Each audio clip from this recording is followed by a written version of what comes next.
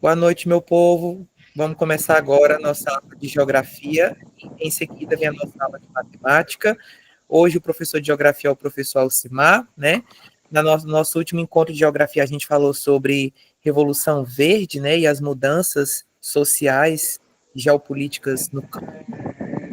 Vai continuar falando sobre essas questões, mais voltado para as questões ambientais no ambiente urbano, tá certo? Vamos lá. Boa noite, pessoal. Eu sou o professor Alcimar, professor de Geografia da Escola Cônigo.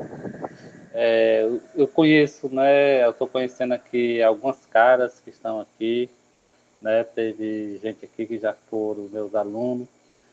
Eu conheço bem aqui um pessoal também que que são pais, né? De ex-aluno, mesmo de aluno da Escola Cônigo. Eu queria dizer que é um prazer estar aqui de novo com vocês.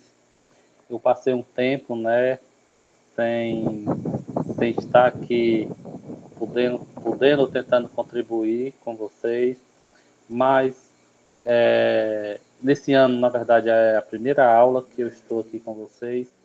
Eu pretendo continuar, né, ajudando no que for possível. Eu espero que essa nossa aula seja uma aula bem proveitosa e que vocês possam compreender, que vocês possam, né, adquirir mais conhecimento para vocês dar continuidade no estudo de vocês. A nossa aula de hoje, ela vai focar os problemas ambientais. Né? Tem aí no título problemas ambientais urbanos, mas de modo geral, a gente vai falar de todas as formas de problemas ambientais. Vai ter um foco para os espaços urbanos, para as cidades, sim. Mas quando a gente fala de problemas ambientais, não tem como a gente, assim, de certo modo, separar uma coisa da outra, certo? Então, nós vamos, nós vamos dar continuidade e, assim, quando eu estava conversando aí com o professor Alan, ele disse que tinha trabalhado na última aula de geografia Revolução Verde. Então, a Revolução Verde, como foi trabalhado, ela é um dos fatores que vai contribuir, né, de certo modo, para, para os problemas ambientais. O que foi a Revolução Verde, assim, de modo bem simples, de modo bem resumido? Foi a modernização das atividades agropecuárias, principalmente daqueles países subdesenvolvidos, como o caso do Brasil, do México, da África do Sul, né, e tantos outros países, né, subdesenvolvidos. A Revolução Verde, com outras palavras, ela promoveu a modernização das atividades, né, agropecuárias, tanto as atividades agrícolas como as atividades relacionadas à criação de animais. Essas máquinas, assim também como os adubos químicos, né, os pesticidas, os agrotóxicos, eles causam impactos, né, profundos naquele espaço onde eles são aplicados. Então, os países desenvolvidos, como Estados Unidos, né, alguns países europeus, eles promoveram essa Revolução Verde, por um lado, com o intuito de modernizar, no intuito de vender, né, as máquinas, os adubos, né, eles promoveram essa modernização verde, mas com esse pretexto de acabar com a fome no mundo, mas que na verdade ele atendiam interesses econômicos deles, certo? Por exemplo, vamos pegar como exemplo aqui os Estados Unidos. Os Estados Unidos era um dos países que defendeu a Revolução Verde. Os Estados Unidos foi um dos países que defendeu a modernização das atividades agropecuárias nos países subdesenvolvidos. O que é que acontece? Os políticos, empresários americanos, eles promoveram essa Revolução Verde com o intuito de, com o pretexto, na verdade, ou com a desculpa de acabar a fome no mundo. mas que, na verdade, eles tinham dois objetivos bem claros: vender as tecnologias agrícolas e lucrar com isso, e, por outro lado, que se fique bem claro que o que é produzido em termos de alimentação da agropecuária nos países subdesenvolvidos ainda atende à demanda desses países, né, desenvolvidos. Para onde é que vai? O Brasil é um dos países que mais produz alimentação do mundo. E para onde é que vai a alimentação produzida para o Brasil? Vai para esses países desenvolvidos, como, por exemplo, os Estados Unidos, o Canadá, os países, né, da Europa Ocidental. Então, se os caras estão lucrando com a venda de tecnologia agrícola para os países desenvolvidos, por outro lado, eles compram a alimentação de primeira qualidade que é produzida por esses países. Então, a Revolução Verde, de modo geral, foi um pretexto para acabar com a fome no mundo, mas na verdade foi uma forma dos países desenvolvidos enriquecer cada vez mais, né, com a venda das tecnologias da agropecuária. Isso também vai acarretar, como eu já falei, uma série de problemas ambientais. O uso dos agrotóxicos, as máquinas, né, altamente avançadas que prejudicam o solo, certo? A poluição dos recursos hídricos, o aumento das áreas de desmatamento. Então, a Revolução Verde ela vai ser dos fatores, né, que agrava a situação do meio ambiente em escala global, ok? Então, o que nós vamos fazer agora é dar continuidade falando, né, dos problemas ambientais, tanto urbanos, mas também como nos espaços rurais, ok? Eu espero que sempre que tiver dúvida, certo? Vocês possam ir me falando. E Alan, se você for vendo aí alguma pergunta, se você puder, né, passar para mim falar, né, eu agradeço, tá bom? E vamos dar continuidade. Então, problemas ambientais é o tema da nossa aula de hoje, ok? E vamos lá. Galera, o Alan, tu consegue ver aí o slide? Pronto, dá certo, eu estou vendo aqui.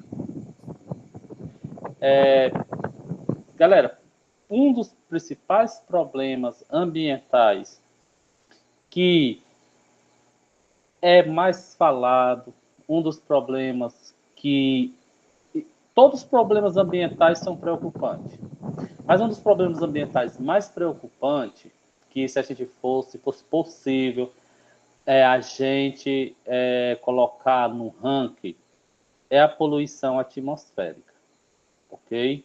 A poluição atmosférica, ela é uma preocupação em escala global. Diversas conferências envolvendo os países mais desenvolvidos e também os países em desenvolvimento do mundo já foram realizadas para tratar da poluição atmosférica. E o que é essa poluição atmosférica?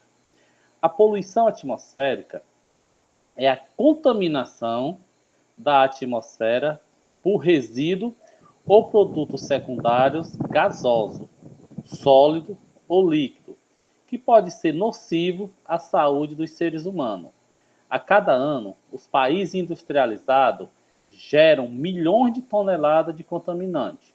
Os contaminantes mais comuns e amplamente dispersos são o monóxido de carbono, o dióxido de enxofre, os óxidos de nitrogênio, o ozônio, o dióxido de carbono ou outras partículas, certo?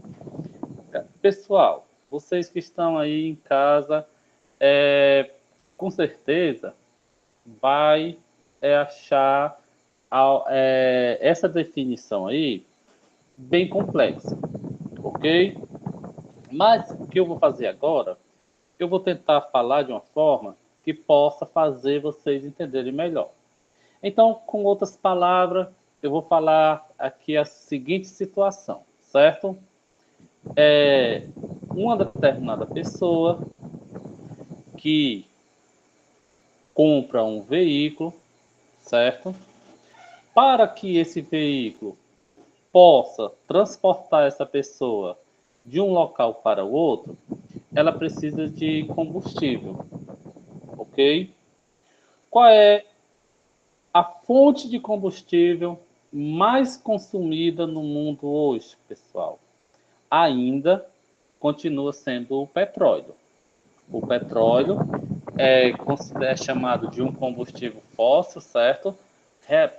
Por levar em consideração a forma como ele foi produzido de modo natural na natureza, ok? Então, o petróleo, a gente não consome o petróleo da forma, aquele líquido preto, da forma como ele é tirado da natureza. A gente consome, na verdade, o quê? A gente consome os produtos que são derivados do petróleo. E um dos produtos derivados do petróleo é justamente quem? O combustível, galera. Que quem tem veículo, de vez em quando se dirige até o posto para colocar no seu veículo. A gasolina.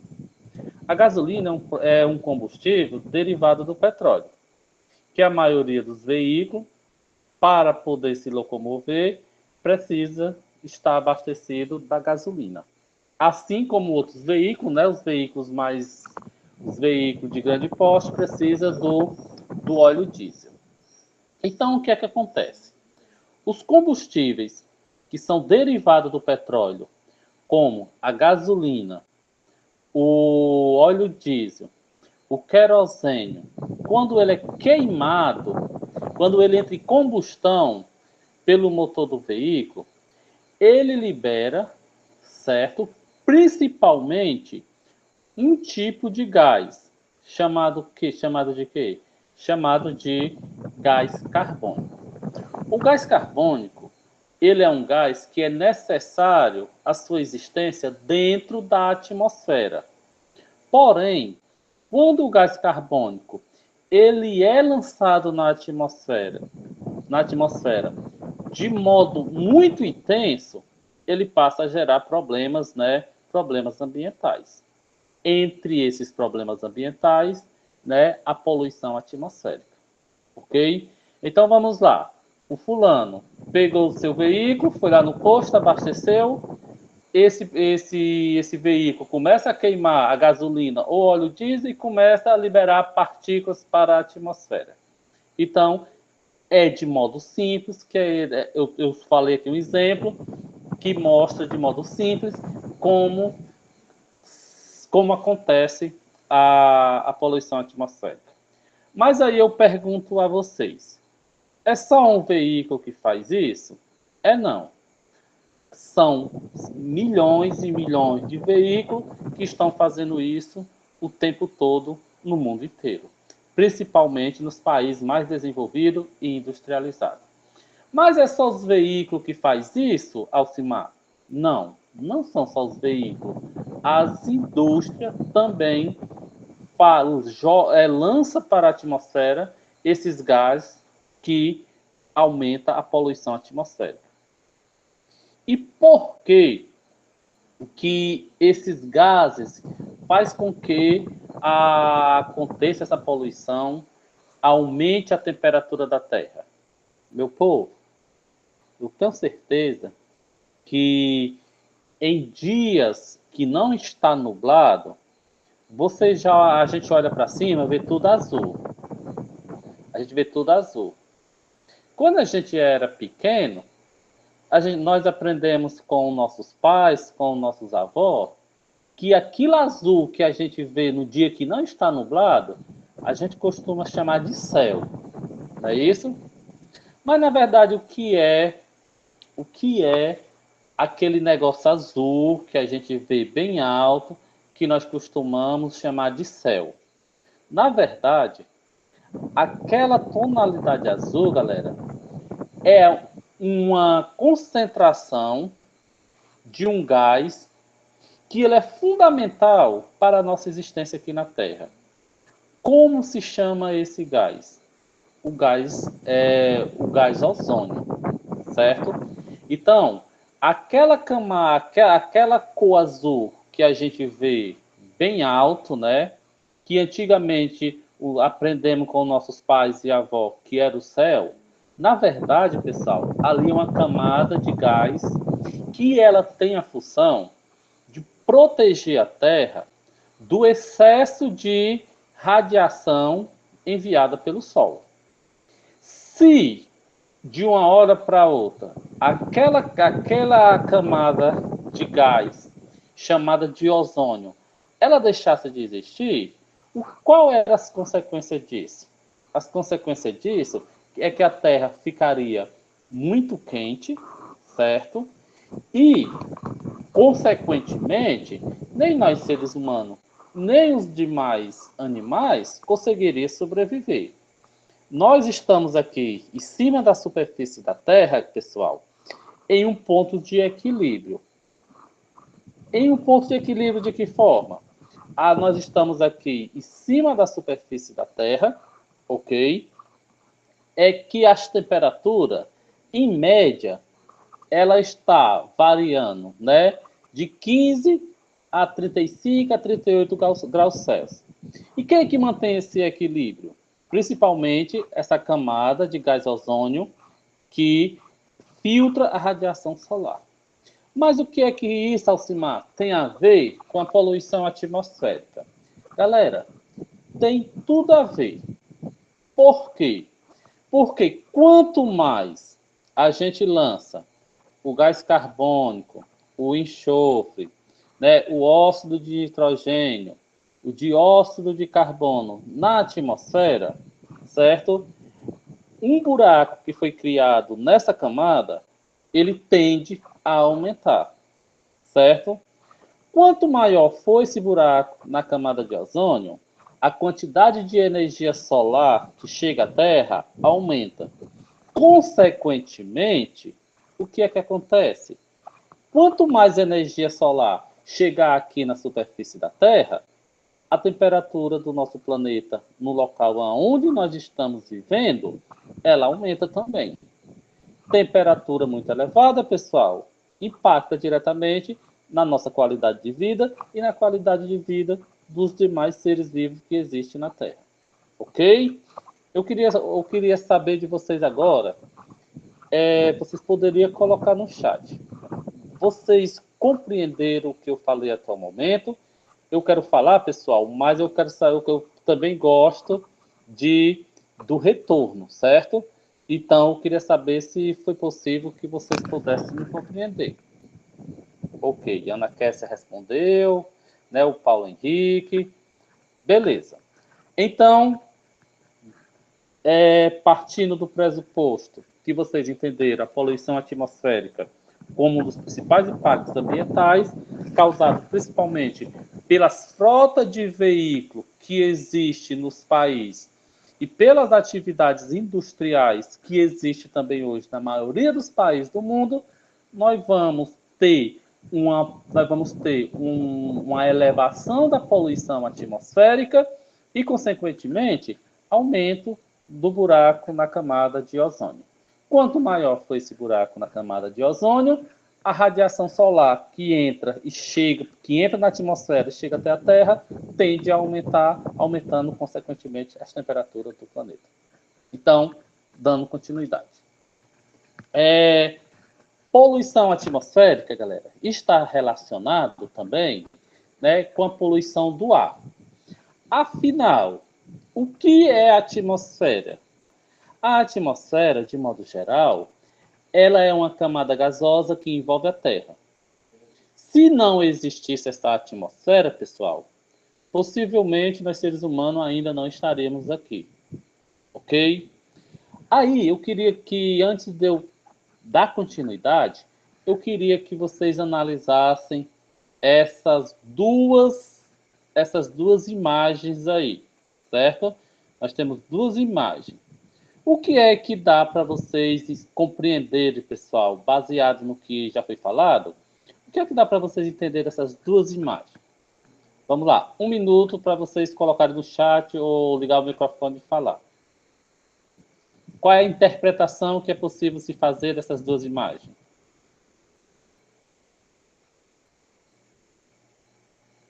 O que é que vocês conseguem ver?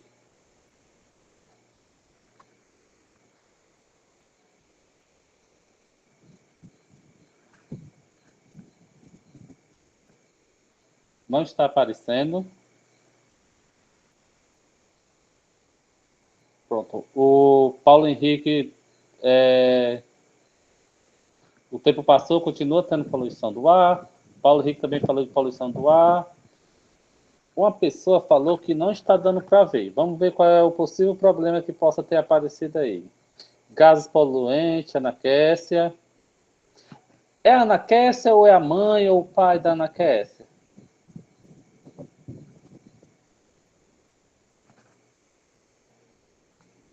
É a Kécia, né? Ok.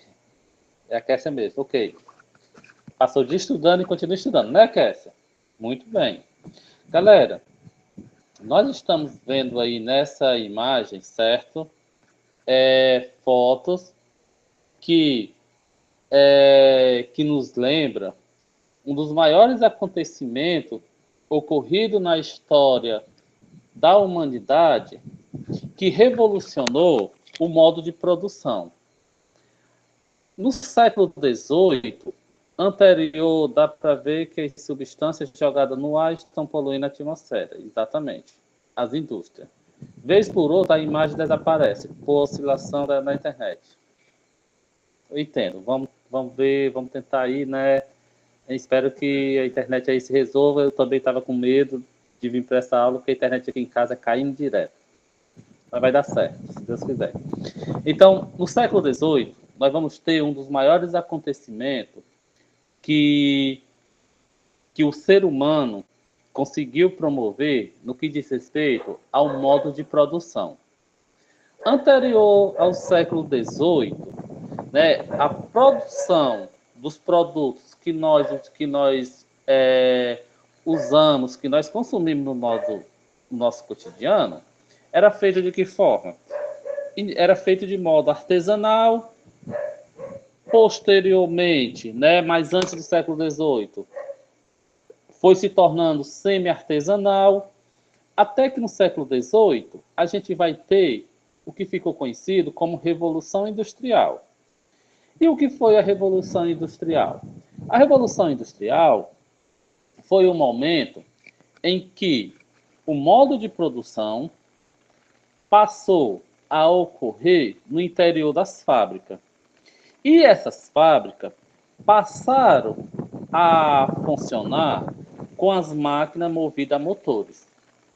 Né? Então, por exemplo, uma máquina de tecelagem, uma máquina de fiar, que antes ela fazia a tecelagem, fazia a fiação, né, de modo manual, passou a ser acoplado nela um motor para que o motor pudesse substituir aquela força manual. Então, é por isso que a gente vai chamar a Revolução Industrial justamente de Revolução Industrial. Por quê? Porque teve o aparecimento dos motores. Primeiramente, os motores a combustão, que tinha como principal fonte de energia o carvão mineral. Posteriormente, né, já no final do século XVIII para o início do século XX, nós vamos ter o surgimento de uma outra fonte de energia, que já foi falado aqui, que é o petróleo. Né? Então, nós vamos ter a indústria moderna, a partir mais ou menos da metade do século XVIII. Nós vamos ter a indústria moderna consumindo as duas fontes de energia que viriam a ser as mais poluidoras do ar, que é o carvão mineral e os derivados do petróleo. Né? Como eu já falei menos do carvão mineral, mas uma das características do carvão mineral é que na sua composição, a presença do carbono, né, ela é a mais, que eu posso dizer, ela é a que mais existe na composição do carvão mineral. Significa dizer o quê, pessoal? Que a indústria veio revolucionar o modo de produção, mas ela veio revolucionar também a forma como os seres humanos passaram a lidar com as questões ambientais. A poluição, a alteração dos recursos naturais se tornou, né, bem maior, bem mais intensa do que anterior ao século XVIII. Toda vez que a indústria queima o carvão, para aquela máquina a vapor poder funcionar, é liberado, como vocês veem na imagem aí, é liberado grandes quantidades de gás carbônico na atmosfera. Então, galera, como marco histórico, né? Como marco histórico e geográfico, quando é que os problemas ambientais eles vão se tornar mais intensos? A partir do século XVIII, com a Revolução Industrial.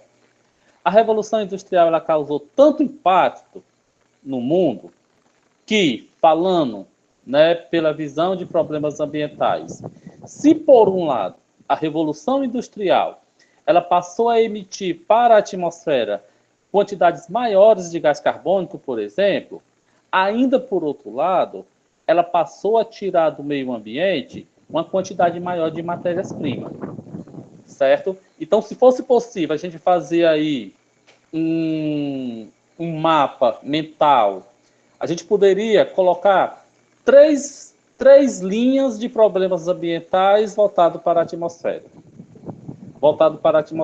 Por um lado, a emissão de gases poluentes pelas fábricas. No outro, aumento da quantidade de matéria-prima extraída da natureza, que é um problema também. E ainda tem um outro grupo de problemas ambientais, que qual é? Com a Revolução Industrial se passou a produzir mais produto, consequentemente, esses produtos, eles passaram, quando ele não tem mais serventia, eles viram o quê? Vira lixo. Então, vamos supor que vocês estão fazendo a provinha de geografia de vocês, certo? Aí lá se pergunta para vocês, quais três grandes problemas ambientais que foram, né, que se tornaram mais intensos com a Revolução Industrial? Vamos ao primeiro. Poluição do ar ou poluição atmosférica, pelo lançamento de CO2 e de outros gases poluentes pelas indústrias. Segundo, aumento da exploração da natureza para a extração de matéria-prima. E terceiro, aumento da produção de resíduo sólido, que nós chamamos de quê, pessoal? Nós chamamos de lixo, certo? Então, a Revolução Industrial vai impactar de modo muito negativo a forma como o ser humano passou a conviver com a natureza.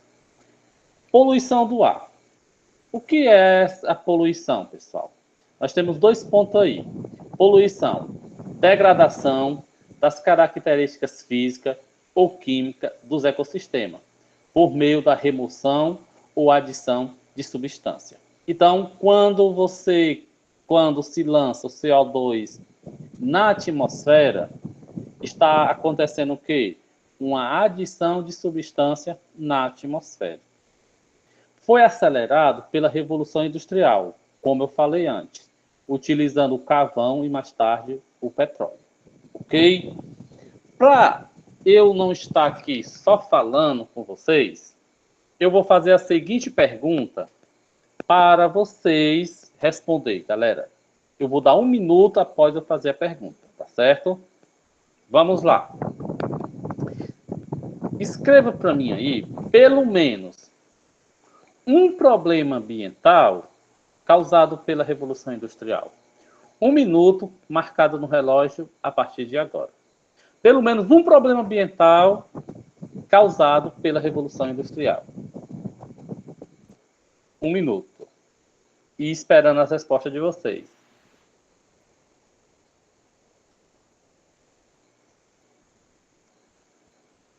Poluição do ar. Isso, Cassie. Vamos lá, galera, mais resposta. Pelo menos um problema ambiental causado. Paulo Henrique, aquecimento global. Ana Clarice Santiago, mudanças climáticas.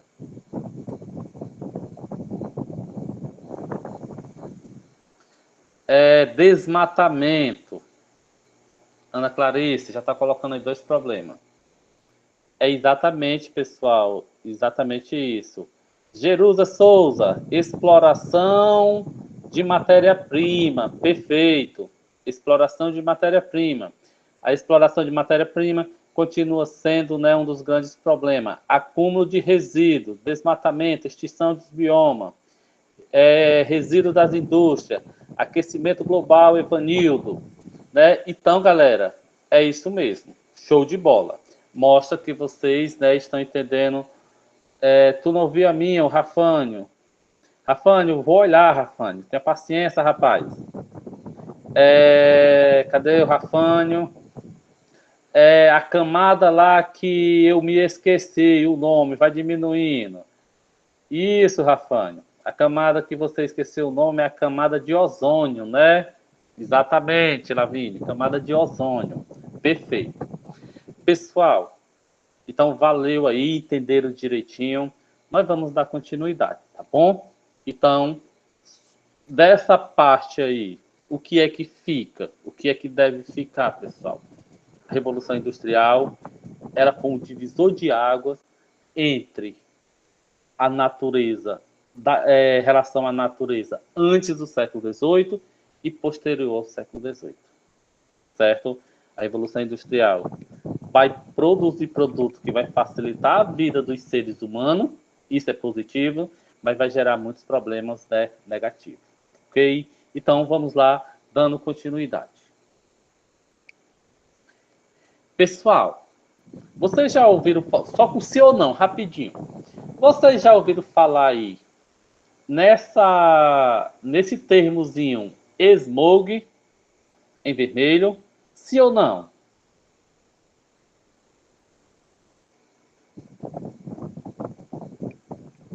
Não, Kessia, não, Lavínia.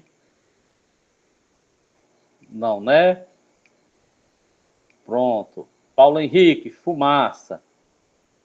Maria Clara voltou. Boa noite, Maria Clara. Pessoal, o que é que vocês conseguem, o que é que dá para ver nas 2 imagens, certo? Nós temos uma imagem aí que ela foi tirada da cidade de Pequim, na China. E a gente tem outra imagem na cidade de Nova York, nos Estados Unidos. O que é que mais se vê nessas imagens aí, pessoal?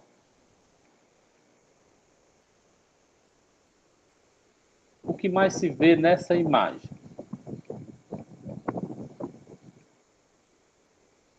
São 2 cidades. Analisa aí. Tá dando para ver a neblina? Seria neblina ou Clarice? Será que é neblina, hein? Poluição, fumaça, poluição do ar, poluição, fumaça. Pronto. Ó, pessoal, as cidades, poluição, Maria Áurea, as cidades que tem a combinação de uma grande frota de veículos que também tem que a grande frota de veículos combina com a grande atividade industrial, é comum que a gente observe paisagens como essas, certo? A poluição atmosférica. Já não é bom viver em cidade, assim por não ter, fica mais complicado, né? Então, as cidades que combinam poluição sonora também, exatamente. Poluição visual, todo tipo de poluição, né, Kessia? Então, as cidades que combinam atividade industrial com a grande frota de veículos, há uma tendência para que a paisagem dela fique dessa forma. E o que seria isso? Pessoal, isso aí é um grau muito elevado de poluição atmosférica, certo? Você tem aí nesse espaço os carros jogando constantemente gases poluentes na atmosfera, Maria Erivanda, poluição, exatamente. E a indústria fazendo a mesma coisa, certo? Então, o termo smog, certo? Que é um termo novo, né? Relacionado às questões ambientais, é um termo usado para definir o acúmulo da poluição do ar nas cidades que formam uma grande neblina de fumaça, né, no ambiente atmosférico próximo à superfície. A palavra smog, aliás, é justamente a junção das palavras smoke, fumaça, e fog, neblina. Né? Esse fenômeno prejudica a qualidade do ar e também diminui a visibilidade nos ambientes urbanos, certo? Na China, né, galera? Quem lembrar aí das Olimpíadas de Pequim, um dos grandes desafios do governo chinês era tentar dar uma amenizada nessa questão do smog, né, da fumaça, da neblina, durante os Jogos Olímpicos. Algo que ele pouco conseguiu minimizar. China, uma grande frota de veículos e também uma das maiores produções industriais do mundo. Né? Então, esse termo aí, eu fiz questão de destacar, porque é um termo novo, né? Que à medida que você for estudando a questão ambiental, à medida que vocês for se atualizando, novos termos vão aparecendo. O smog é uma característica, pessoal, de cidade altamente industrializada com a grande frota de veículos, certo? Combinando isso com a pavimentação asfaltada, né, o problema tende a se agravar, ok? Então, dando continuidade,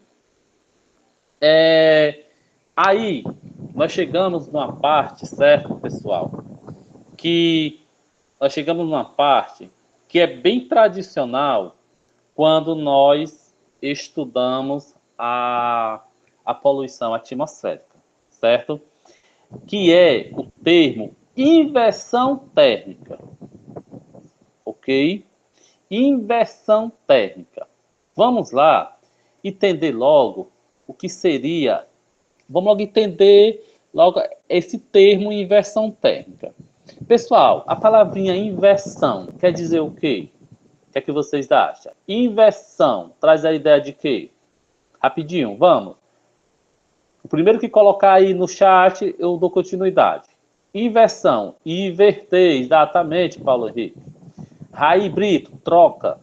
Exatamente, Raí. Né? Inverter, certo? Uma coisa que era de um jeito ficou ao contrário, ok? E a palavra térmica, galera, rapidinho aí, significa o quê? A palavra térmica significa o quê? Temperatura. Então, já está explicado, né, Paulo Henrique?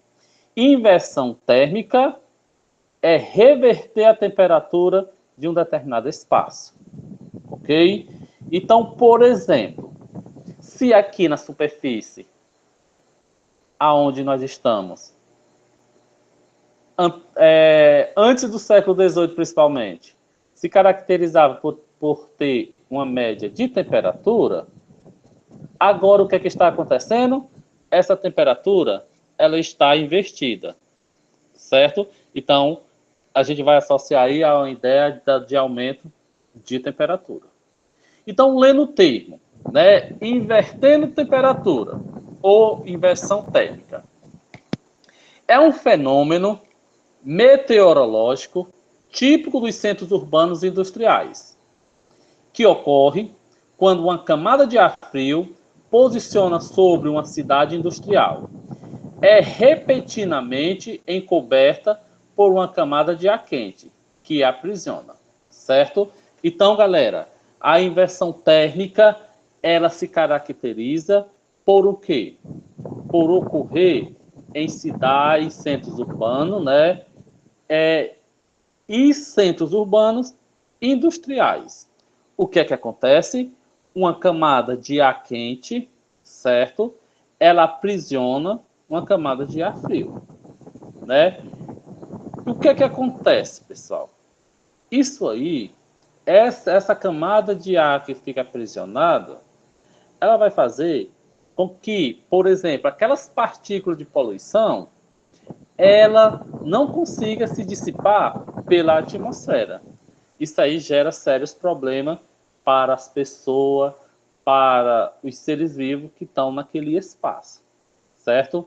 Vocês podem observar, pessoal, que quando, por exemplo, começa a chover, ou como quando está quase querendo respingar, é muito comum a gente observar a presença de um calor, certo? De um calor intenso. Por que aquele calor? Porque ali há o aprisionamento de uma massa de ar, certo? Mas agora imagine isso aqui intensificado várias vezes numa cidade como, por exemplo, em Pequim, na China, em Nova York, e tanto São Paulo, por exemplo, Fortaleza, por exemplo, e tantos outros grandes centros urbanos, certo? Então, é um problema recorrente a inversão térmica, né? A inversão de temperatura é um problema, né, que não é natural, que causa problema à saúde das pessoas, né, dos animais, certo? E é consequência das atividades industriais, é consequência da emissão de gases poluentes na atmosfera. Perguntinha desse slide, ok? A inversão térmica, ela ocorre com maior frequência em quais locais, pessoal? 1 minuto. Quais locais que acontece o fenômeno da inversão térmica?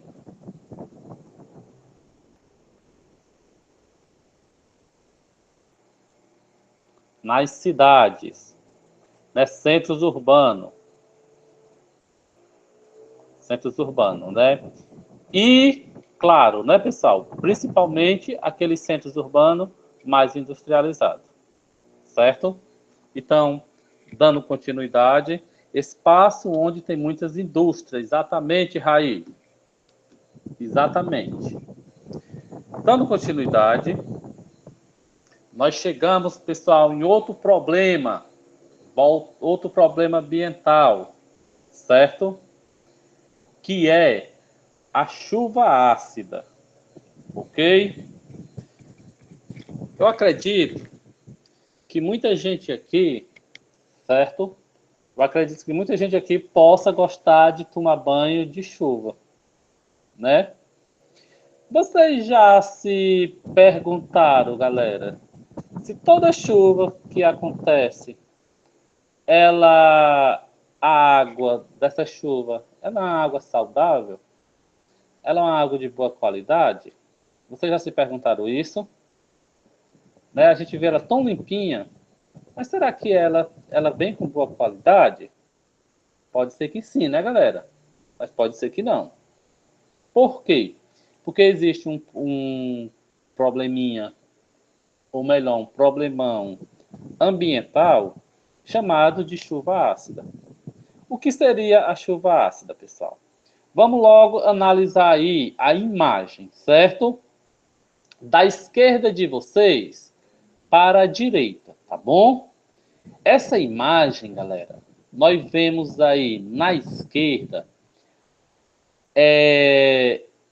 a indústria liberando fumaça, né? A famosa fumaça, como nós chamamos. Nós vemos o carro também, né? Pelo seu escapamento, liberando também a fumaça, né? Que na verdade, pessoal, boa parte dessa fumaça é o gás carbônico, certo? São gases poluentes. É a queima dos combustíveis fósseis, né, Ana Kessia? A queima dos derivados do petróleo, não é isso? Então você vê aí a indústria liberando dióxido de enxofre, pessoal. Você vê a indústria aí liberando óxido de nitrogênio, ok? O que é que acontece, pessoal? Nós estamos aqui no sertão. Aí começamos a dizer, lugar bom é aqui no sertão. Por quê? Não tem poluição, não tem indústria, a frota de veículos é menor. Sabe o que é que acontece, galera? Aqui no sertão, aqui no espaço rural, também não é mais seguro. Porque a poluição que é produzida nos centros urbanos é transportada para outras áreas através de quê? Das massas de ar, por exemplo. Então, a inversão térmica ocorre quando alguns óxidos se encontram na atmosfera e quando entra em contato com o vapor de água. Vamos aqui, por exemplo, analisar a imagem, certo? E como aparece termos aí, né, bem complexo, eu vou colocar uma situação para você compreender melhor. Beleza? Estamos aqui no Ceará, no município de Ibaretama, um município conhecido por ser um município que a população predominantemente é rural. Ou seja, o Ibaretama é um município de interior. Nós precisamos da chuva, certo? Pessoal, aonde é que se forma a chuva que chega aqui no município de Ibaretama? A água do oceano, né? O Oceano Atlântico, que banha aqui o litoral brasileiro, ela evapora, formando o vapor de água. É dessa evaporação que acontece a formação das chuvas. A água que está lá no Oceano Atlântico é aquecida pelo Sol. À medida que ela é aquecida, ela evapora, certo? Quando ela evapora, está se formando o vapor de água, que quando eles se condensam, formam as nuvens. As nuvens, pessoal, são deslocadas em função das massas de ar, com outras palavras, em função do vento, né? Até chegar aqui no interior, se precipitar e acontecer a chuva. Agora, pessoal, isso a gente está considerando como se acontecesse dentro da normalidade. Ok? Vamos falar agora, vamos ver aonde é que está o problema aí. Pessoal, o Oceano Atlântico banha o litoral brasileiro, certo? Aonde é que tem mais atividade industrial, tem o maior fluxo, tem a maior frota de veículos aqui no Brasil, pessoal? No litoral. Fortaleza, grande presença de indústria, né? Uma grande frota de veículos, certo? Então, o que é que essas indústrias em Fortaleza, em Maracanaú, em Horizonte, certo? O que é que elas fazem? Emite os gases poluentes que vocês estão vendo aí na imagem. Esses gases poluentes, pessoal, entram em contato com a chuva no seu processo de formação, certo? Se essa chuva ficasse só lá, era um problema deles lá, né? Mas a gente precisa e a gente torce que ela venha aqui para a nossa região também. Agora acontece o quê? Que quando essa chuva, pessoal, se forma junto com essa presença desses gases poluentes na atmosfera, a gente tem a formação da famosa chuva ácida, certo? Ou seja, a chuva ela já vem, de modo geral, a chuva já vem poluída. E quais são as consequências disso? As consequências disso, pessoal, que a chuva ácida, né, ela causa problema à saúde dos animais que ingerem a água, né? Ela corrói a vegetação, ela pode causar problema às pessoas que precisam dessa água, certo? Então, a chuva ácida também é um dos principais problemas ambientais, né, nos dias atuais. Quanto mais indústria, mais lançamento de gases poluentes, né? E em locais onde há a formação de chuva, há uma tendência para que aconteça, para que ocorra, né, a chuva ácida de modo mais intenso, certo? Então, a chuva ácida é como se a chuva já viesse poluída, pessoal. Então, nem toda chuva que a gente toma banho não significa que aquela água ela seja uma água de boa qualidade, né? Então, eu espero que vocês tenham compreendido e eu vou dar continuidade para a gente ver, né, pelo menos mais um tópico, beleza? Deu para entender, galera? como se forma e quais os problemas da chuva ácida. Beleza. Pronto. Então, vamos só aí para a gente fechar, né, galera, a nossa aula de hoje, os efeitos da chuva ácida. Vamos lá. Olha aí os impactos, pessoal. Nos lagos, que para nós aqui, geralmente, a gente tem lagoas, né? Principalmente nós que moramos aqui no interior do Ceará. Nos lagos, a chuva ácida causa o quê? Ela causa morte de peixes, né? Pela grande concentração de poluição, né? Nas florestas, o desfolhamento, ou seja, a chuva ácida faz com que as árvores ela perca as suas folhas. É como se a chuva ácida ela fosse aqueles agrotóxicos que as pessoas botam para matar as plantas nos roçados, né? Então, é como se ela fosse um agrotóxico feito para matar as plantas, mas ela acontece de certo modo, com a ação do homem em combinação com a ação da natureza, né? Em combinação com o ciclo da água. No solo, a chuva ácida causa o quê? A desertificação. Que a desertificação, o que seria? Mudança ambiental, né? Que interfere na formação de uma paisagem. Por exemplo, aqui no Nordeste, já é propício à formação de deserto. Se intensificar esse processo de formação de chuva ácida, consequentemente, vai provocar, né, galera, o aumento das áreas com tendência à desertificação aqui no Nordeste brasileiro, né? Na pessoa, pessoal, o que é que a chuva ácida pode causar? Pode causar asma, bronquite, câncer, entre outras doenças. Então, a chuva ácida, né, pessoal, é um problema para o meio ambiente e então não é legal tomar água da chuva, certo? Ou Vanusa, né? Deixa eu só conferir aqui se foi a Vanusa mesmo que falou. Exatamente. Então, assim, como eu posso responder a sua pergunta? Não é legal tomar água da chuva. Aí já vem aquele negócio que vem martelar a mente da gente. Pessoal, a gente torce que chova, né?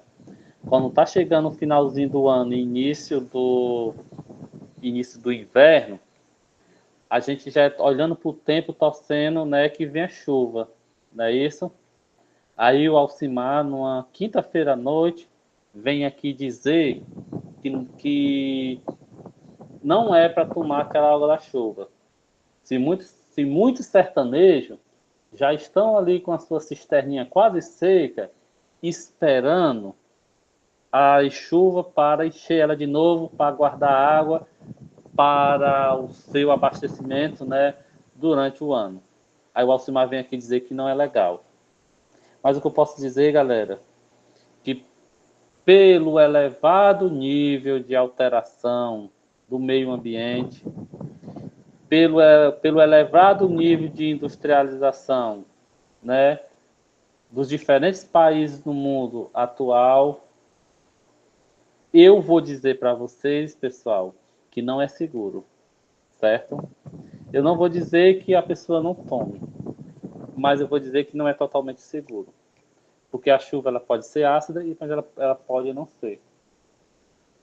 Ok? Então, fica complicado. Pode falar, viu? Pode ligar o microfone e falar, viu, Vanusa? Pois é, menino, isso vai ficar martelando na minha cabeça. Porque, assim, é como você disse, o nordestino já espera pelo inverno, assim, que chegue logo o inverno para encher lá a sua cisterna para guardar sua água para o verão inteiro. Aí vou ficar. Não tem como a gente saber quando a chuva é ácida ou não, né, Alcimar? Porque é que nem você disse. o consumo, ou, aliás, as indústrias estão a cada vez mais, estão tendo mais indústrias a cada ano que passa, cada dia que passa está tendo mais indústrias, então cada vez que a gente vê, tá mais, o ar tá mais poluído do que nunca, então não dá para confiar, né? Exatamente. Ô, Vanusa, aí você fez aí a outra pergunta, né? Não tem como a gente saber, né? É complicado. Assim, visualmente não tem como você fazer. Para a gente saber a qualidade da água, precisa se submeter uma amostra da água a uma análise de laboratório, certo? Porque a chuva vem com a aguinha assim, visualmente limpa do mesmo jeito, né? Então, é por isso que eu digo que não é seguro pelo elevado nível de alteração do meio ambiente nos dias atuais. Não é seguro. Mas, por outro lado também, a gente, por exemplo, a gente compra hoje aqueles garrafões, né? Aí de onde é que vem aqueles garrafões, né? Que hoje é empresa de todo jeito. Tá entendendo? Qual é o processo que aquela água é submetida? Certo? Então, assim, não é seguro. Mas, por outro lado também, eu não vou dizer que a pessoa não tome a água também, tá bom? Mas que 100% seguro não é. Tá certo? Alguém mais queria fazer algum comentário, pessoal? Alguém mais queria colocar alguma situação, tirar alguma dúvida?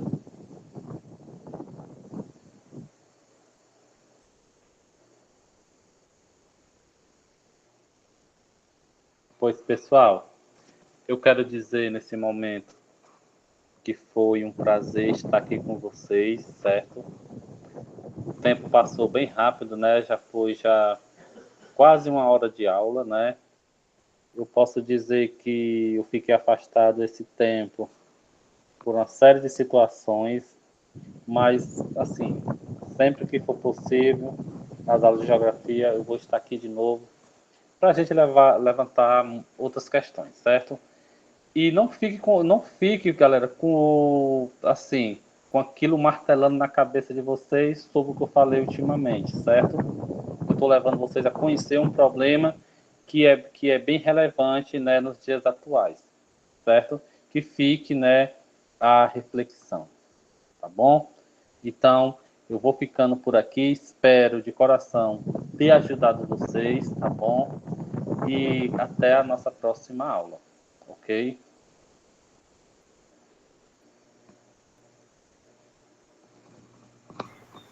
Pronto, maravilha, Alcimar. Muito obrigado por tudo, tá? Então, essa foi a nossa aula de geografia sobre questões ambientais, tá certo, gente? E aí, muito em breve, a gente vai começar agora a nossa aula de matemática, né? No nosso último encontro de matemática, a gente estava com o professor Hugo, né? E o professor Hugo falou sobre perímetros, sobre cálculo de áreas, né? Formas geométricas, planas. E aí hoje a gente vai dar continuidade, a gente vai aprofundar um pouco mais esse conteúdo tão fundamental e tão importante para a gente, né? Principalmente para muitos nossos alunos que ano passado fizeram em Seja e aí ficaram só em matemática, né? E essas pessoas estão aqui só para acompanhar essa aula, tá? Então quero agradecer demais ao Alcimar. Muito obrigado, Alcimar. Boa noite, viu? Obrigado mesmo. Valeu, E valeu. Foi um prazer tchau. estar aqui. Boa aula aí para vocês, galera, que ficam, tá bom? Valeu. Show. Tchau. Prazer te receber, Alcimar. E eu queria dar Obrigado. boas-vindas agora para uma nova integrante do Projeto Bença, que é a professora Iana. Bem-vinda, professora. Boa noite. Boa noite, tá todo mundo me escutando direitinho? Eu Tá? estou te escutando direitinho. Perfeito. Pois, professora, muito bem-vinda ao nosso projeto, tá? Muito maravilhoso quando novas pessoas aceitam a nossa proposta. Sei que a nossa vida já não é fácil, mas quando a gente soma forças, a gente sente que as coisas podem dar certo. E é muito bom ter a senhora aqui conosco, tá? Então, seja muito bem-vinda. Se a senhora precisar de qualquer suporte, estou aqui nos bastidores, tá? O momento é seu. Tá bom, obrigada, agradeço mais uma vez.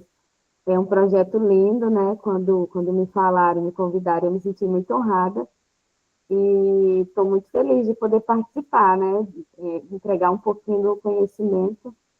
E eu quero ver todo mundo passando aí na prova também. Então, vamos lá. Gente, meu nome é Iana. Sejam todos bem-vindos aqui novamente à aula. Eu espero que eu possa, né, falar de uma forma que todos compreendam. E eu estou um pouquinho rouca, então se não der para entender alguma coisa, é só falar que eu repito, tá bom? Fala aí no chat, eu estou dando uma olhadinha. E eu vou compartilhar aqui o material com vocês, tá?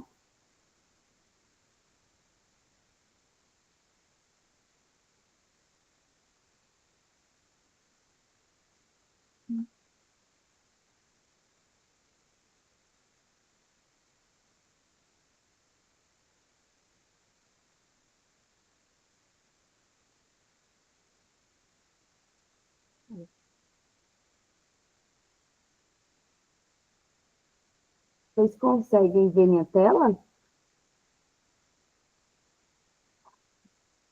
Coloca aí no chat. Sim, a gente consegue ver a Sim. sua tela, professora. Ah, tá.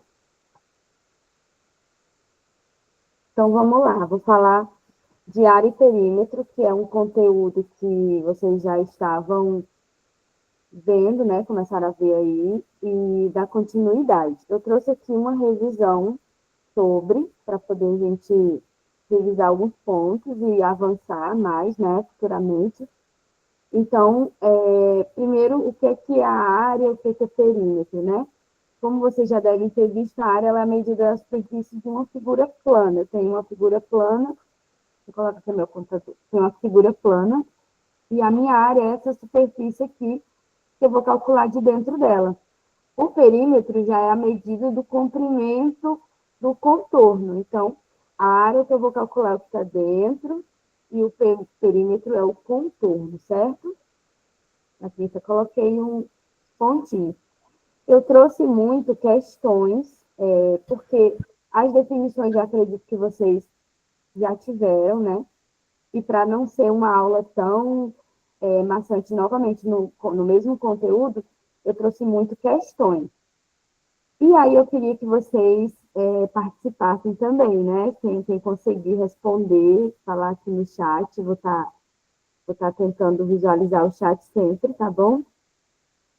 E vocês souberem a resposta, coloquem. Se quiserem também levantar a mão para poder, né, perguntar alguma coisa, que ficou com dúvida, é só perguntar também, tá bom? Quando eu abro a minha tela, eu não consigo ver vocês, então vou indo e vou voltando, certo? Só para vocês. Professora, só Oi. uma dúvida antes. Aqui para a gente está aparecendo a tela da senhora inteiramente compartilhada, é isso mesmo? Assim, né? É, como se fosse um espelho mesmo. A gente consegue ver o Google Meet que a senhora está acessando, o cursorzinho Sim. mexendo. É isso mesmo, né? Isso. Ah, vocês estão vendo, tá vendo o slide direitinho? Não. A gente está Não? vendo a senhora no Google Meet. Eu acho que Ah, a então senhora, na verdade, compartilhou foi a tela foi. inteira, não foi? Foi. Então deixa eu ajeitar aqui. Tá certo. Só um minutinho.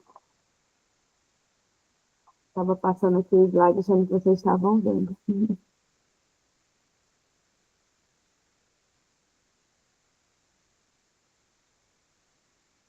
Acho que agora vai.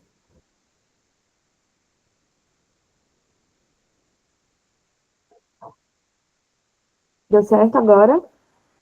Deu certo, tá ótimo. Deu certo. Aí tá aparecendo na área da edição. A senhora vai colocar em modo de apresentação, né? Isso.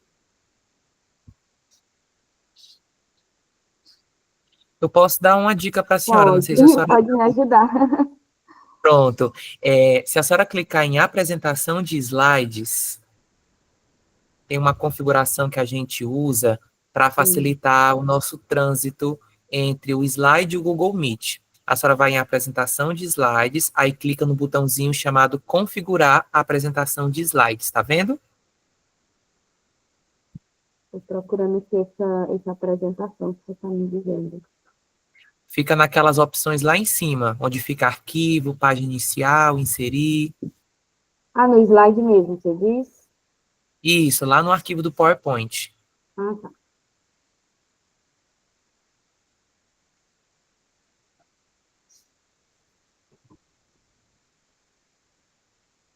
Lá no PowerPoint tem aquelas opções que ficam todas na horizontal, né? Arquivo, página, aí tem um que é Sim. apresentação de slides. Apresentação de slides. Achei. Pronto. Aí em apresentação de slides tem um botãozinho chamado configurar a apresentação de slides. Foi. Aí a senhora clica e escolhe em tipo de apresentação a segunda opção, apresentada por uma pessoa. E depois Ok. aperta OK. Foi. Aí agora eu só compartilho a tela. Pronto. Aí quando você fizer a ampliação da tela, você consegue perceber que vai ficar aparecendo a barrinha de tarefas lá embaixo. Aí a senhora consegue transitar entre o PowerPoint e o navegador, para não tomar a tela toda, sabe? Hum, Aí a senhora pode compartilhar. Dá certo agora. Dá certo? Gente, enquanto a professora vai tentando aí, todo mundo conseguiu preencher a frequência? Tá dando certo? Como é? Deu certo? Pronto, maravilha. Não sei por que essa frequência não deu certo da primeira vez, mas já está corrigido. Eu acho que eu compartilhei de novo em modo de apresentação, né? Pronto, pode colocar em modo de apresentação.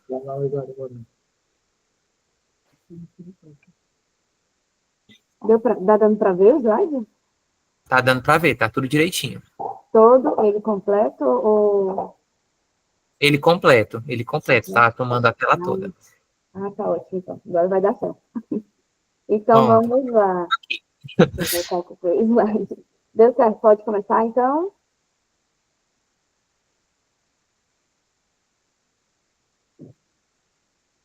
Vocês estão me ouvindo direitinho? Sim, né?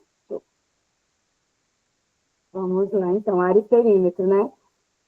Como eu estava falando, essa parte da área e do perímetro, né? A área ela vai medir a superfície da figura plana e o perímetro ele vai medir o contorno, certo?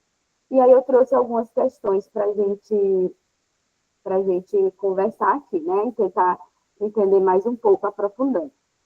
Essa primeira questão, ela fala de perímetro, certo? Esse primeiro exemplo. Então, eu tenho, para proteger a sua plantação de milho, o seu Geraldo decidiu cercar o terreno da área plantada com 4 fios de arame farpado. Primeiro, o que é que eu tenho que lembrar o que é perímetro, né? Além de ser a medida do contorno, perímetro, ele é a soma. Eu vou somar todos os lados, certo? Então, se eu vou somar todos os lados do meu perímetro, eu vou ver aqui, ó, o seu Geraldo, ele quer cercar esse terreno aqui da área todinha, com 4 fios de arame farpado.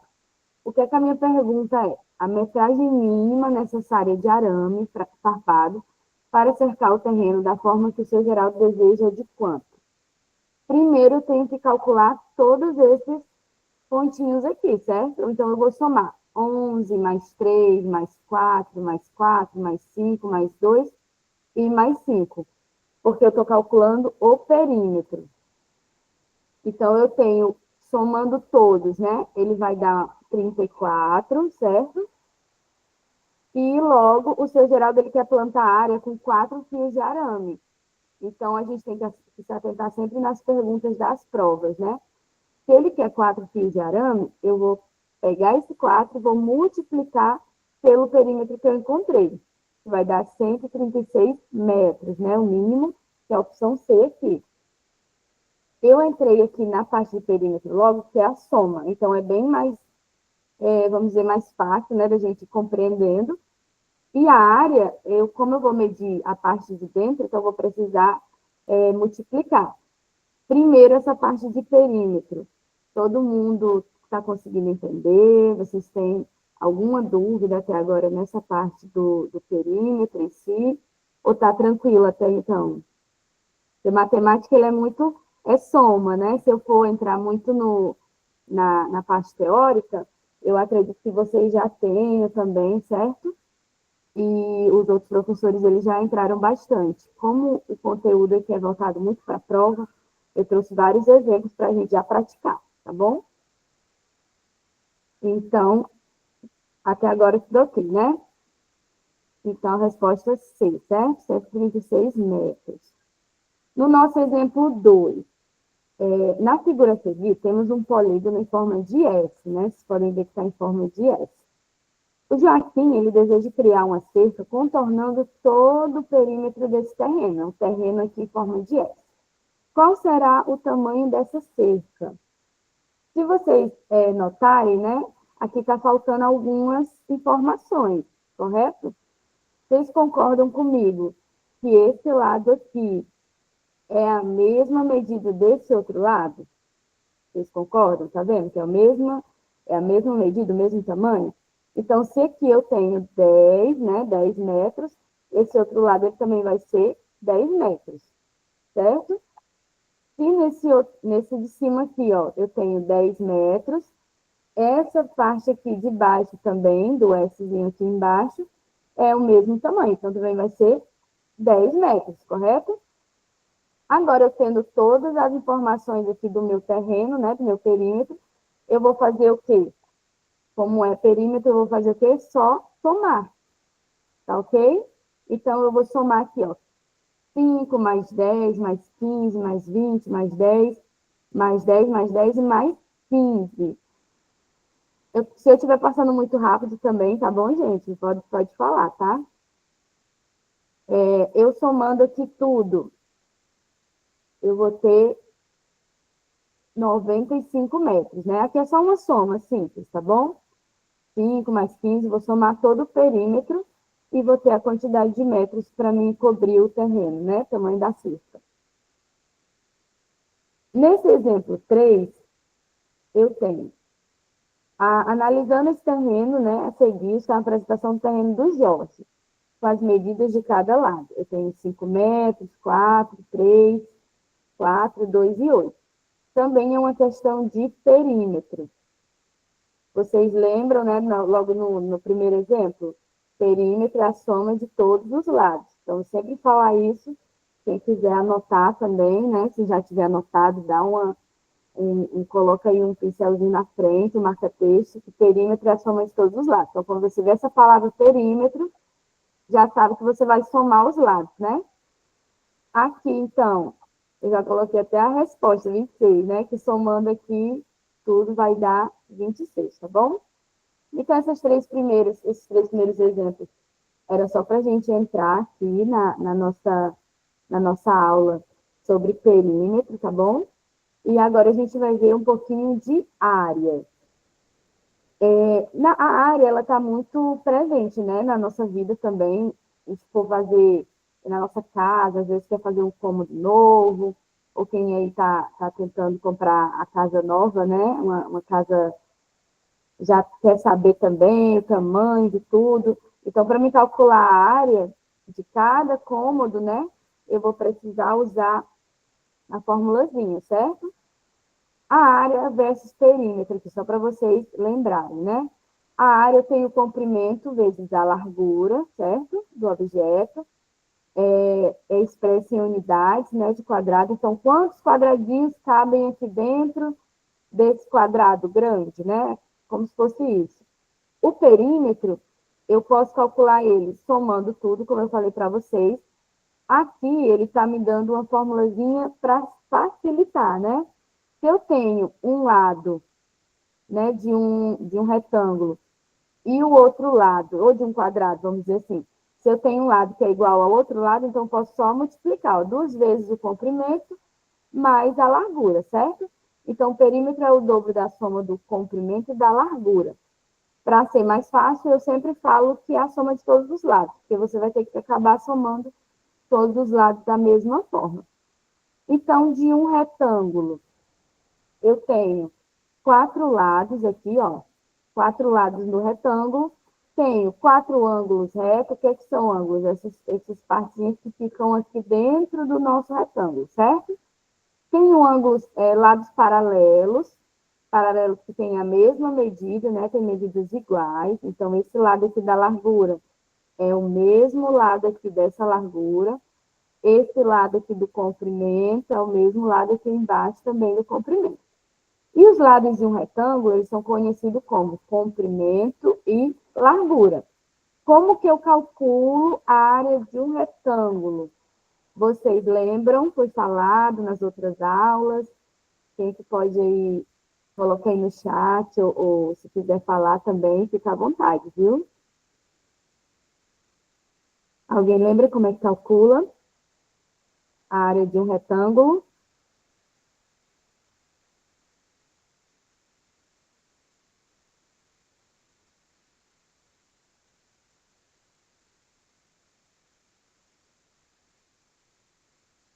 Vamos lá, relembrar. Tem que ter altura, né? Isso aí, tem que ter altura. Se eu tiver aqui uma altura, a altura aqui, nessa parte da largura, ó, isso, a altura aqui nessa parte que tem o nome largura, vocês podem substituir pelo nome altura, né? Não tem problema. Aqui seria a altura. Isso aí, a altura, o Paulo e a Lavínia, né? Falaram a altura, e a Ana Kécia também. A altura versus o comprimento, certo? É como se fosse a base, né?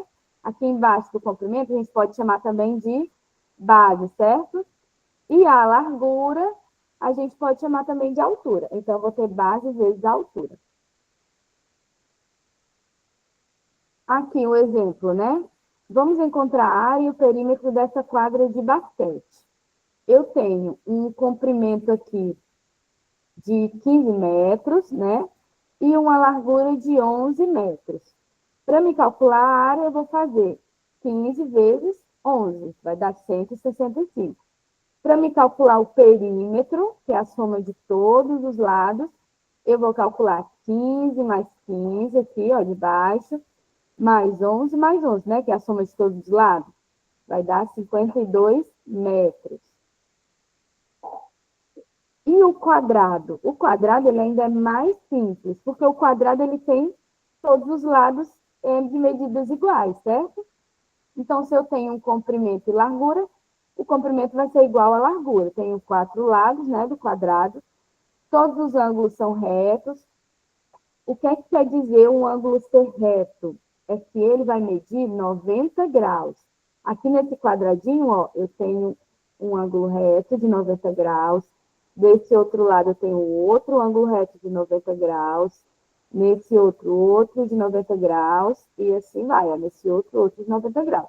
Então, eu tenho 4 lados, 4 ângulos retos, e todos os lados são iguais. E aí, ó, já colocou aqui, Ana Kécia, né? Que é lado vezes lado, né? Para me medir a área do quadrado. Então, a área do quadrado, lado vezes lado, ou lado ao quadrado, certo? Ou lado vezes lado, se quiser utilizar assim. Vai ser a mesma, vai dar o mesmo resultado, tá bom? Aqui é só recapitulando o que até a Ana Kécia já falou, né, no chat. Estou gostando de ver a participação de vocês, viu? Adorando. Continuem aí, ó, não me deixem sozinha. Vamos lá. Eu tenho a área, o lado ao quadrado, né? Ou é só multiplicar, o lado vezes lado. Se aqui for 5 e aqui também vai ser 5, vai ser 5 vezes 5, certo? Então, um exemplo para a gente fixar bem. Na casa de Marcelo, há o quintal formado no formato de quadrado, certo?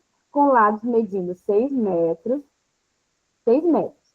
Então, se esse quintal aqui do Marcelo for um quadrado aqui, ó, tá dizendo que ele está medindo 6 metros, né, do lado. Nesse quintal será colocado um tablado de formato também quadrado. Então, vai ser um quadrado dentro de outro quadrado, ok? Com 2 metros de lado. O restante do quintal será todo cimentado. O que é que ele está perguntando? A área que será cimentada nesse terreno mede quanto? Primeiro, o que é que eu tenho que fazer? Eu tenho que medir a área do quintal. Se a área do quintal é 6 metros o lado, né, e é um quadrado, então é 6 ao quadrado, ou 6 vezes 6, que dá 36. Logo após, eu vou medir o meu tablado, né, que também é em formato de quadrado. Se eu tenho 2 metros de lado, então vai ser 2 vezes 2, que dá 4. Mas a questão, ela quer o restante do quintal, que vai ser cimentado. Então, ela quer a área que vai ser cimentada, né? Se ela quer o restante, quando eu falo aqui restante, eu tenho que lembrar que eu tenho que diminuir, certo? Então, eu vou pegar o 36 do quintal que eu descobri menos o 4 da área do tablado, ó. Vou pegar 36 menos 4, que vai dar 32, que é a nossa resposta, que é a C, né? Opção C. Então, é isso aí, 32, Raíssa. Parabéns. Cleonice não está conseguindo fazer a chamada? Não entendi, Cleonice. Não está conseguindo ouvir? Será que é a internet? Vamos lá, ó, continuando aqui, enquanto ela responde para a gente. Isso aí, Raí Brito, né? 32.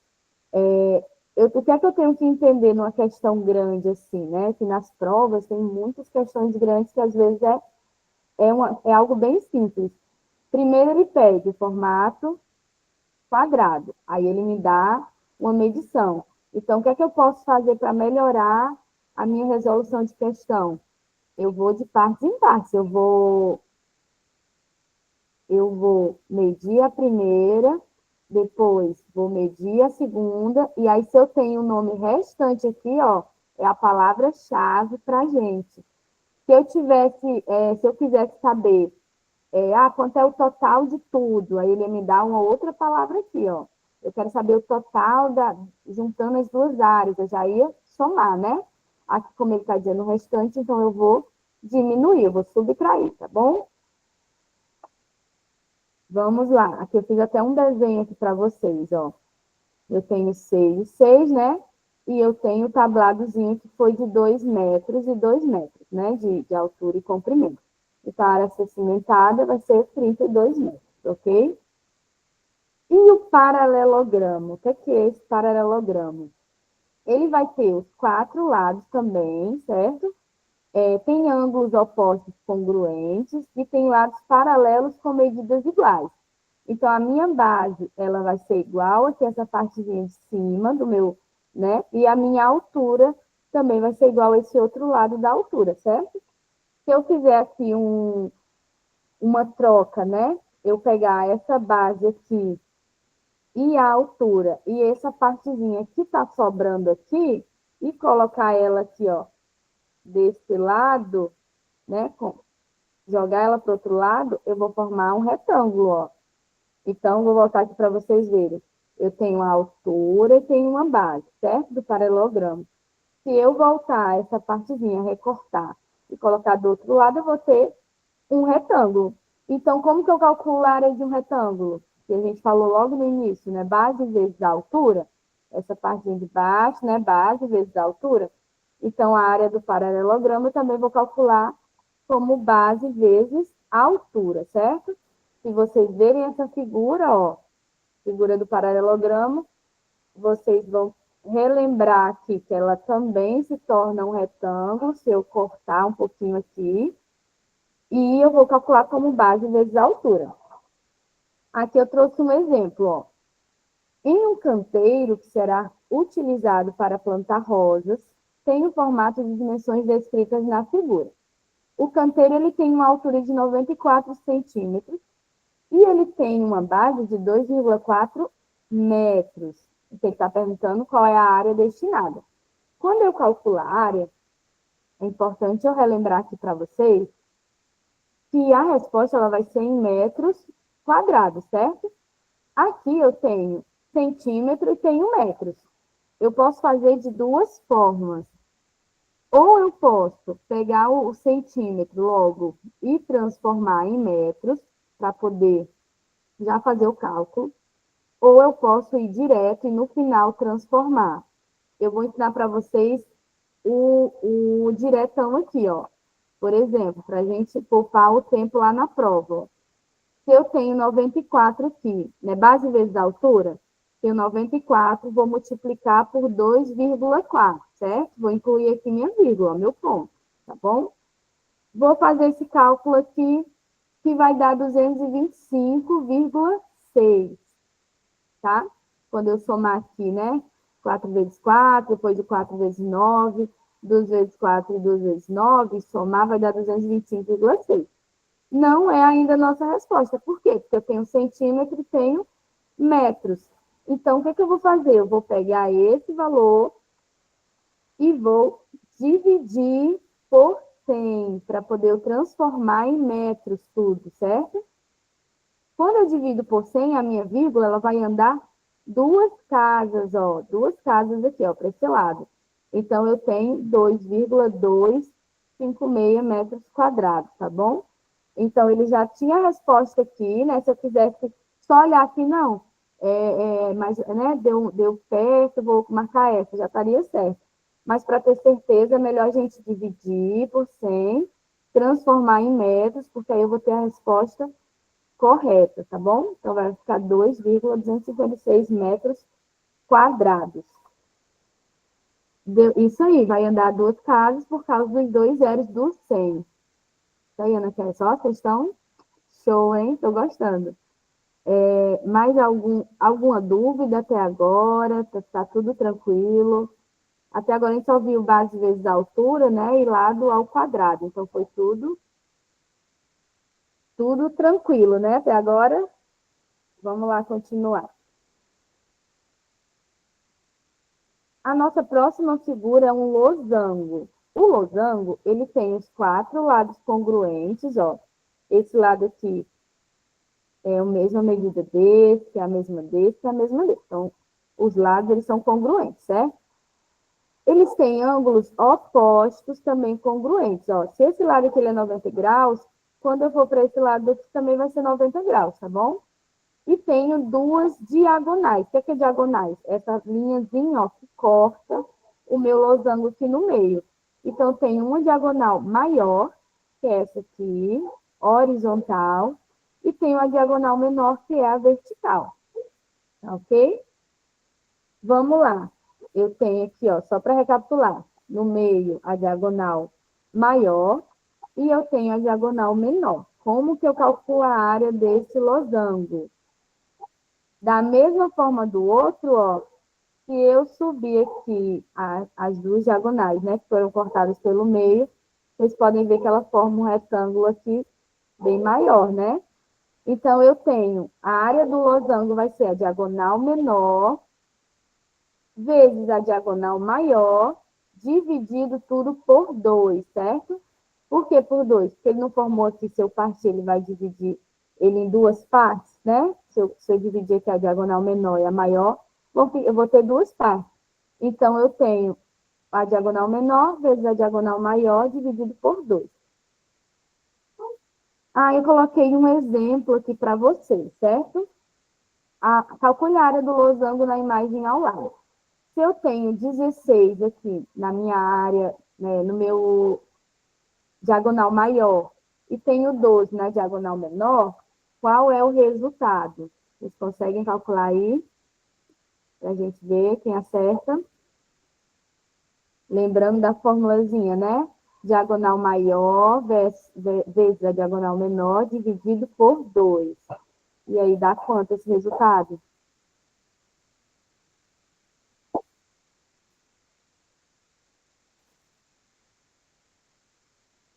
Pode colocar no chat, viu?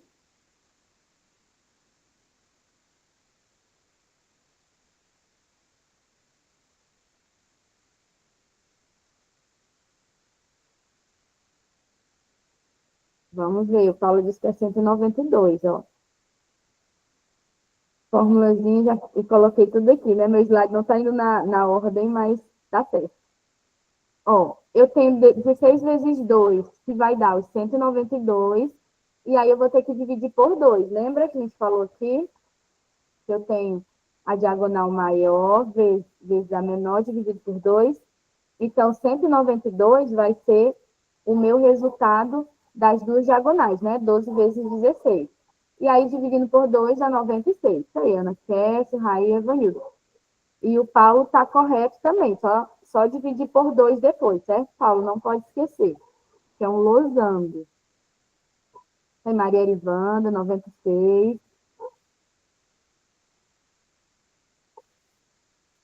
Vamos lá, a próxima, ver quem vai acertar, ó. Se uma região delimitada por um losango possui diagonal maior, medindo 21 metros, e a diagonal menor é igual à terça parte da diagonal maior. Então, a medida da área desse losango é quanto? o que é que a gente tem que entender primeiro aqui?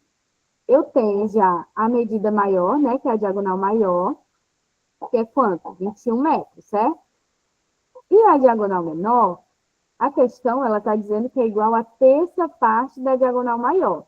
O que, que seria a terça parte? Se eu tenho 21 metros, a terça parte eu vou dividir em 3, certo? É como se fosse 1/3. Então, a terça parte de 21 metros, eu vou pegar o 21 e dividir por 3, para poder saber quanto é a minha diagonal menor, tá bom? Então, primeiro eu vou fazer assim, lembrando da nossa forma, né? Nossa fórmula, que é a diagonal maior vezes a diagonal menor dividido por 2. Primeiro eu faço a terça parte, ó, 21 dividido para 3, 7, né? E aí eu venho fazendo a fórmula, ó. 21 vezes 7, né? 7 na diagonal menor, dividido por 2. 21 vezes 7 vai dar 147. E 147 dividido por 2 dá quanto? Quem que vai fazer essa conta aí para a gente acertar? Opção A, 73,5. Opção B, 80. Opção C, 85,5.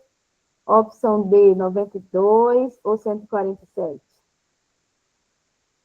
O Raí falou que é 73,5. A Ana Cássia também. Vocês concordam? Todo mundo concorda? Só dividir aqui, né? A continha de divisão. A gente tem que treinar muito. Eliane, resposta A. Wanda também A. Olha aí. Tá todo mundo na A, né? Então, vamos lá. Então, a resposta correta mesmo é a opção A. 73,5 metros ao quadrado. Então, quando vocês verem o losango, lembra dessa formulazinha, ó, que é, vai acertar essa questão, ó, facílima. Quando a gente achar que é difícil, lembrou da fórmula, a gente sabe que não é, né? Já vai fazendo e vai acertar aí, ó. Todo mundo vai tirar 10. E passar, né? Não é nem o 10, é passar, né? Vamos lá. Agora, o trapézio. O trapézio, ele tem dois lados, né? Tem uma base menor, dois lados paralelos, perdão, nem concluí, né? O raciocínio. Eu tenho a base menor e a base maior, certo? Então, eu tenho dois lados paralelos e dois lados não paralelos. Quais são os dois lados paralelos aqui? Ó? Os lados paralelos nós chamamos de bases, tá bom? E tem os dois lados não paralelos. Então, aqui no trapézio, eu vou ter a base maior, a base menor e uma altura. Como que eu calculo essa área, certo? Se eu virar esse meu trapézio aqui, ó, e encaixar, né, nele, eu vou ter também outro, ó, tô encaixando aqui tudo. Eu vou ter um retângulo de novo, não vou? Então, nada mais justo que a gente calcular também, ó. Eu vou ter a base maior vezes a base menor, certo? Vezes a altura, e vou dividir isso aqui tudo por 2, tá ok? Base maior vezes a base menor, vezes a altura dividido por 2. Aqui o exemplo que ele deu, né? Que tem aqui na nossa fichinha. Analisamos o trapézio a seguir e podemos afirmar que a sua área é igual a quanto? Quem que arrisca aí fazer? Eu tenho uma base maior, que é 22, certo? Vezes a base menor, que é 15, vezes a nossa altura aqui, ó, 12 centímetros, e vou dividir por 2. Oi, saiu aqui, sem querer. Vou colocar de novo.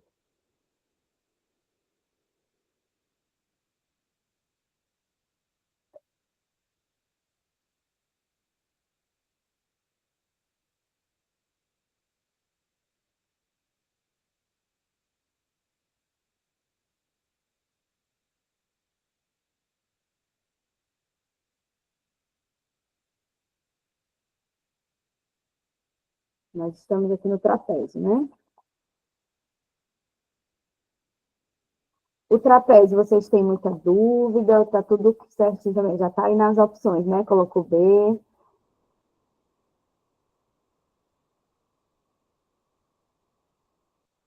E aí, mais alguém vai arriscar?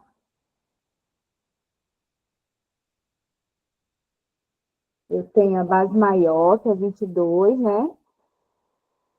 Vê se dá para me escrever aqui também. Ah, vai dar.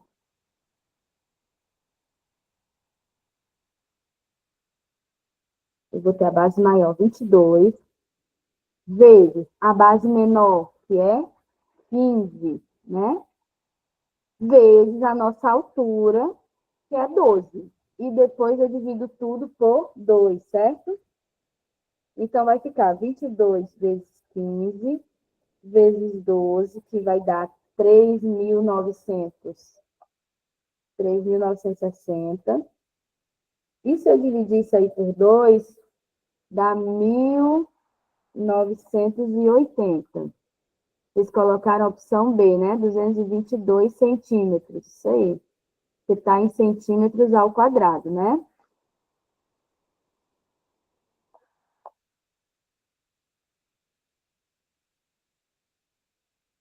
Ah, perdão, gente. Eu fiz foi multiplicar, tá? Erro aqui de... Eu li rápido. Fiz foi multiplicar, é somando. Perdão, viu? Por isso que coloquei um número aqui tão alto, né? Desculpem. Vai ficar 15 mais 22 vezes a altura. Perdão, viu? Eu fui digitar aqui, digitei foi vezes. Então, 15 mais 22, ó, vai ficar 37, não é isso? 37 vezes 12. Aí, 37 vezes 12. 444 dividido por 2, 222. Então, a opção vocês acertaram. Raí, Maria Arivanda, Paulo Henrique e Ana Kécia. Acertaram, hein? Opção B. Pronto, tirei aqui, coisinha. O triângulo, posso passar aqui para o triângulo, o trapézio deu para pegar. Base maior mais a base menor, vezes a altura dividido por 2, certo? Deu para pegar, né? Tudo ok? Se estiver indo rápido, vocês falam, tá bom? Eu vou fazer o triângulo para a gente finalizar, tá? Fazer os exemplos do triângulo. Vai finalizar só, talvez, uns 10 minutinhos mais cedo, tá bom? É muita matemática, né? Depois das 8 para vocês. Mas estou gostando de ver a participação, viu? Estão participando, tá bem legal. E eu gosto assim, que aí eu não fico falando sozinha, né? Que a parte do trapézio, tá tudo certo? Posso avançar? Dá um legalzinho aí para mim. Ou um ok no chat, ou um legal, isso aí, Eliane, Ana Kessia. Se alguém tiver alguma dúvida, ó, levanta a mãozinha para poder a gente, eu dou a fala sem problemas, viu? Ou pode colocar no chat também, se não quiser falar. Aqui na parte do triângulo, eu acredito que também é bem... vocês já devem ter visto, né, a teoria. Então, o triângulo ele tem 3 ângulos internos e a soma de todos os ângulos internos vai dar 180. Se for externos, ângulos externos aqui, ó, essa partezinha de fora, deixa eu tentar desenhar aqui para vocês. Eu tenho os ângulos internos, que são esses ângulos aqui, ó. Esses aqui que ficam dentro do nosso triângulo, são chamados de ângulos internos, e somando eles tem que dar 180 graus. Os ângulos internos, eles são os ângulos fora aqui, ó. Eu vou ter um ângulo fora aqui do meu triângulo. Então, a soma dos meus ângulos externos vai dar 360 graus, né? Eu vou ter uma volta completa aqui no triângulo. Então, para a gente assimilar, eu lembro que eu tenho uma volta completa, eu vou ter 360 graus, certo? Agora, como que eu calculo a área desse triângulo? Lembrando lá do nosso trapézio, que eu divido por 2 e multiplico pela altura, né? eu vou ter aqui também na parte do triângulo uma base, certo? Tenho uma altura, e eu vou pegar essa base e essa altura, né? Se eu juntar aqui, ó, dois triângulos, né? Eu vou ter também um retângulo. Por isso que é base vezes altura.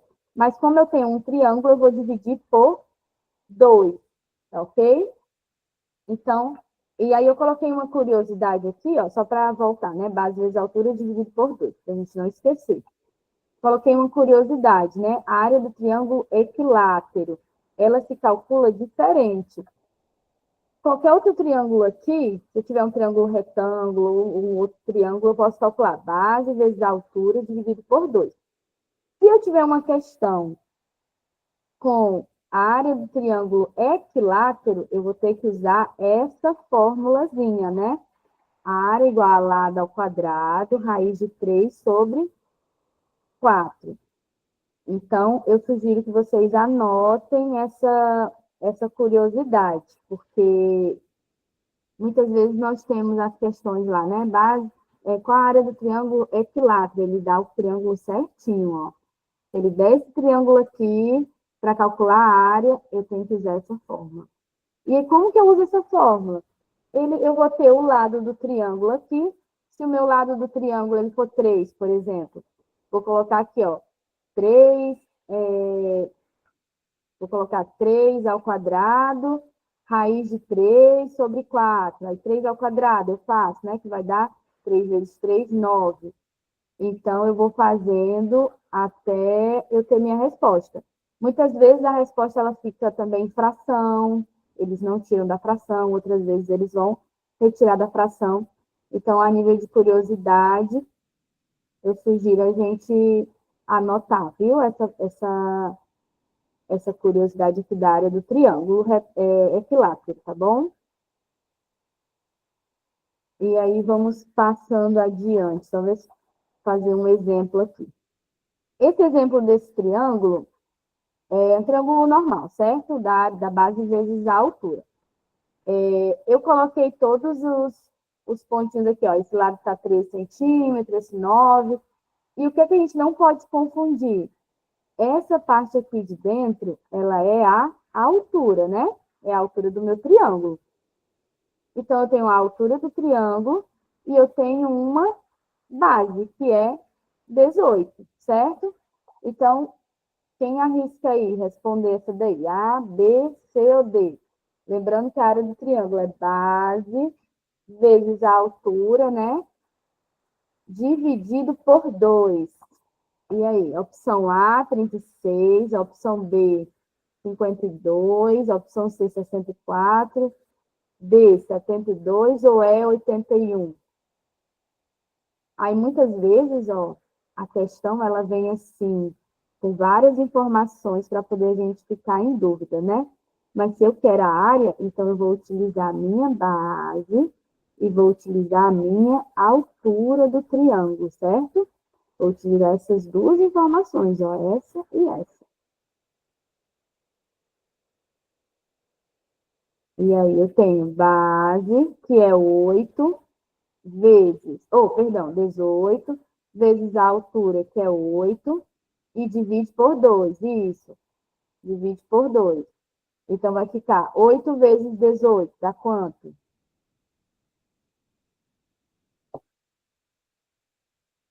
Paulo Henrique, opção B. Daí, Paulo Henrique, opção B. 8 vezes 18, aqui, ó, vamos fazer o cálculozinho junto. Vou botar minha caneta. Eu tenho 18, né? Vamos fazer nossa continha aqui de vezes, certo? Perdoem a letra da professora aqui nessa canetinha, porque eu sou melhor no quadro e no caderno. Aqui no online, vamos lá. 8 vezes 8 dá 64, né? Aí eu tenho 8 vezes 1, 8, com 6 que veio aqui em cima. 14, certo? Então, eu vou ter 144, multiplicando. Agora, eu tenho que dividir o 144 por 2. Então, vamos lá dividir 144 dividido por 2, dá quanto? Primeiro, eu tenho que pegar esse... Primeiro, a gente pega aqui o 14, né? Porque 1 não dá para dividir para 2, né? Aqui, então, 14 ele dá. 14 dividido para 2 vai dar 7, né? 2 vezes 7, 14. Aí, 14 menos 14 vai sobrar nada. E vou baixar o meu número 4. 4 dividido para 2, 2, né? 2 vezes 2, 4. 4 menos 4 aqui, sobra nada também. Então, minha resposta é a letra D, 72, certo? Isso, confundiu com o 9, né? De altura, mas é isso mesmo, tem. Mas você foi na linha de raciocínio certo. Importante a gente lembrar que é base vezes altura dividido por 2, tá bom? E deixa eu ver se tem aqui. E aí, gente, eu vou encerrar essa aula nessa aqui, certo? Eu vou enviar um material também para o... Eu esqueci até o nome, que está aqui com a gente, né? Dando o suporte para ele passar para vocês, tá bom? Vocês irem treinando. São questões também bem parecidas com essas. Alan, né? Desculpa, Alan. Vou enviar para o Alan o material, ele vai enviar para vocês.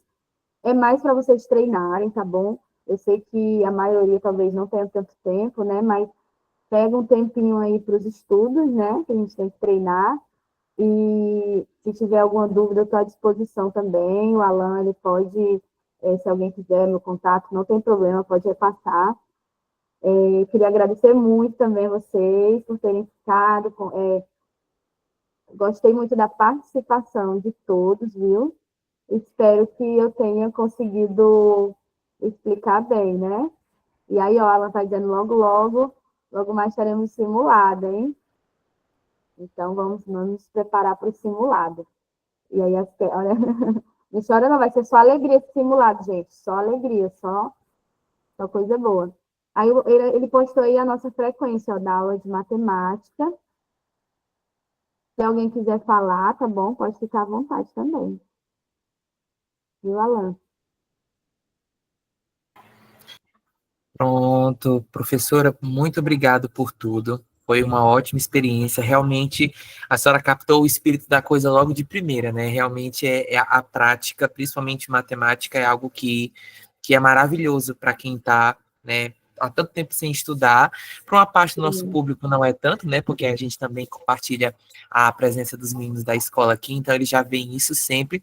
Mas realmente é igual andar de bicicleta, a gente só aprende praticando, né? Isso. Pois é, mas eu acho que no geral é isso. Eu acho que todo mundo conseguiu fixar um pouquinho desse conhecimento que a gente adquiriu hoje. E semana que vem, viu, meu povo?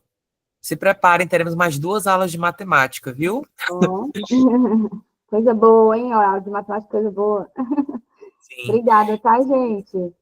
Fiquem com Tchau, Deus. professora. Boa noite. Precisando estar à disposição, viu? Tá certo. Boa noite, Fia. Grande Boa abraço. noite. Tchau. Tchau, linda. Tchau, Fia. A filha da Lourdes falando aí. Linda, linda.